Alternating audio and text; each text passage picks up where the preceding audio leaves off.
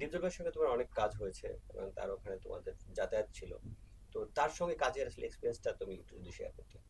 সে আসলে ভাস্তির মতোই ভালোবাসতো, এবং আমি কিন্তু সবাইকে আঙ্কেল ডাকি, সবাইকে আমি অনেক নামে ডাকি, আঙ্কেল ডাকি, মোস্ট অফ দ্য টাইম আমি আঙ্কেল ডাকি, মামা ডাকি, কিন্তু চাচ্চু কিন্তু আমি কখনো আমার নিজের চাচাকেও বলিনি, মানে আমি চাচ্চু কথাটা কাউকেই ডাকিনি হুম, হুম, কখনো। হুম। জাস্ট আমি দীপজন আঙ্কেলকে আমি চাচ্চু ডাকি। মানে চাচ্চু সিনেমার আগের থেকেই যেহেতু চাচ্চু বলে বলে আমাকে প্র্যাকটিস করানো হতো যে হুম, এটা তোমার চাচ্চু, তুমি চাচ্চু ডাকবে, এবং সে যেহেতু বাবারও ফ্রেন্ড, তো ওই জায়গা থেকে এখনো পর্যন্ত মানে আমি তাকে দেখলে চাচ্চু বলেই দৌড় দিই, হুম, হুম। এবং আমাদের সম্পর্কটা এরকমই যে আমি চাচ্চু বলে আমি একদম আহ্লাদি হয়ে পড়ে যাচ্ছি তার কাছে, যে তোর কি লাগবে বল, তুই এতদিন পরে এসে। তো আমাদের সম্পর্কটা আসলে এরকমই, এবং সে খুবই ভালো মানুষ। এবং আমার মনে আছে যে সেটের মধ্যে সবাই তাকে অনেক ভয় পেত, হুম, হুম। কম আর বেশি, কিন্তু আমি হচ্ছে সেটে ঢুকে দেখতাম সে বসা, আমি তার কোলে গিয়ে বসে পড়তাম, চাচ্ছ আমাকে চকলেট এনে দাও, নাহলে আজকে আমি কোনো শর্ট দিতে পারবো না, একদম এভাবে। তো সে তখন সবসময় বলতো, সুব্রত কি আনলি রে, তোর মেয়ে তো আমাকে পাত্তাই দিতেছে না, এরকম এরকম একটা ব্যাপার।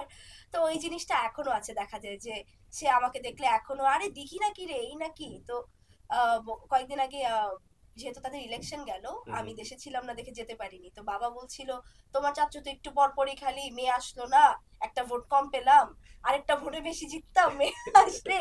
তো সবসময় সে তার সাথে আমাদের এই কথাটা হয়, এবং সে যখন যেখানেই যাচ্ছে তারপর থেকে হুম, হুম। এই শিল্পী সমিতি তারা যখন এই এই জায়গাটাতে আবার আসলো, পুরো প্যানেল যেখানেই যাচ্ছে দেখা যাচ্ছে পুরো প্যানেল ভিজিট, কিন্তু সে আমাকে কিন্তু আলাদা করে ফোন দেয়, মিশা আঙ্কেল আমাকে আলাদা করে ফোন দেয় যে মা আমরা প্যানেল যাচ্ছি, কিন্তু তুমি আমাদের মেয়ে হিসেবে যাচ্ছ, তুমি কিন্তু কোনো নায়িকা হিসেবে যাচ্ছ না। আচ্ছা, আচ্ছা। তো এই ট্রিটটা আমি সবসময় পাই তাদের থেকে। ডিপ জলের কাছ থেকে তুমি বলছিলা যে সে তার কাছ থেকে অনেকেই অনেক কিছু নিয়েছে। হুম। তোমার আসলে স্পেশালি কি নেওয়া হয়েছে বা তোমাকে সে কি গিফট করেছে? আমাকে আমাকে স্পেশালিটি আমি যদি বলি যে অনেকে, হ্যাঁ অবশ্যই অনেকে অনেক গিফট পেয়েছে, কিন্তু আমার স্পেশালিটি ছিল আমি যে পরিমাণ চকলেট ওনার থেকে নিয়েছি, আমি শিওর দিয়ে বলতে পারি এই পরিমাণ চকলেট কেউ কারো কাছ থেকে নেয়নি। মানে আমার মনে আছে একদিন সন্ধ্যাবেলা আমি শুটিং করছি উত্তরাতে, এবং সে শুটিং দেখতে এসেছিল, ওই দিন তো শুটিং ছিল না, সে চাঁদচুর সেটে শুটিং দেখতে আসে, এবং আমার মন খারাপ ছিল কোনো একটা কারণে, হয়তো বা মা বকা দিয়েছিল। আমি বলছিলাম আজকে আমার মন ভালো না চাচ্ছু, আমি শর্ট দিতে পারছি না, আমার খুব মন খারাপ। কেন, আমার মা আমাকে বকা দিয়েছে, বলছে কি করলে তোর মন ভালো হবে আমাকে একটু বলতো। আমি বলছি, মনে হয় আমার একটু চকলেট খেলে মনটা ভালো হয়ে যাবে। বলে আচ্ছা ঠিক আছে।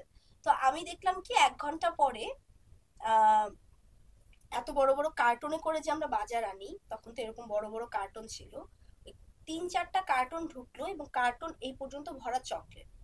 তো এরপরে আমি তো অবাক যে এতগুলো চকলেট! এত চকলেট কিভাবে, চকলেট চিপস জুস মানে কি নেই। তো তখন বাবা এসে বলছে যে তোমার চাচু কি করছে জানো, আমি বললাম, কি। শুনলাম ওখানে একটা সুপার শপ ছিল, হুম। সেই সুপার শপে ঢুকে উনি নাকি বলছে যে আহ, আপনাদের চকলেট কাউন্টারে যত চকলেট আছে আমি কাউন্টার খালি দেখতে ও চাই, মাই গড! আমি সব নিয়ে আসবো, মানে এখানে কোনো চকলেট থাকতে পারবে না, আর আপনারা নতুন চকলেট কালকে উঠাবেন, সব নিয়ে আজকে এসছে? সব নিয়ে আসবো আমি। তো উনি সব নিয়ে আসছে, একদম যা ছিল চকলেট থেকে শুরু করে জুস যা ছিল, উনি এই জন্য 3টা কার্টুন ভর্তি করে সে নিয়ে আসছে। তো এইভাবে সে আমাকে শুটিং, এবং এই চকলেট যে আমি কত মাস পর্যন্ত আমি এই চকলেট নিয়ে শুটিং মানে নিজে করেছি। খাওয়া অন্যকে গিফট করা। হ্যাঁ একদম, মানে এবং যেই বাসে আসতো, তোমার বাসে চকলেটের এই অবস্থা, আচ্ছা নিয়ে যাই।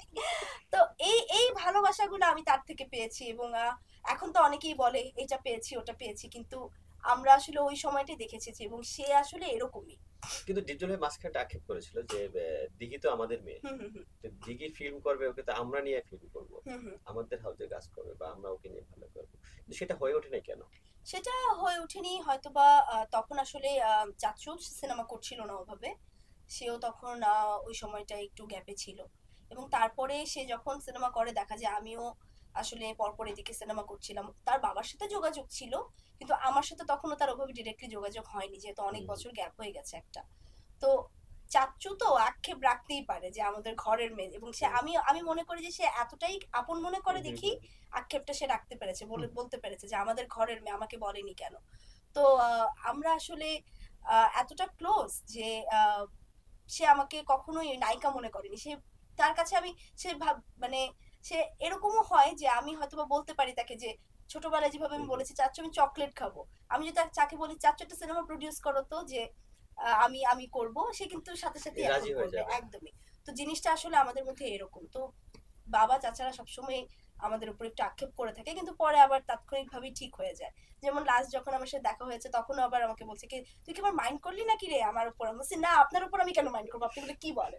তো বলে যে না দেখ আমি তো তোর বাবার মতো। বলছি বাবার মতো না, বলবেন বাবাই।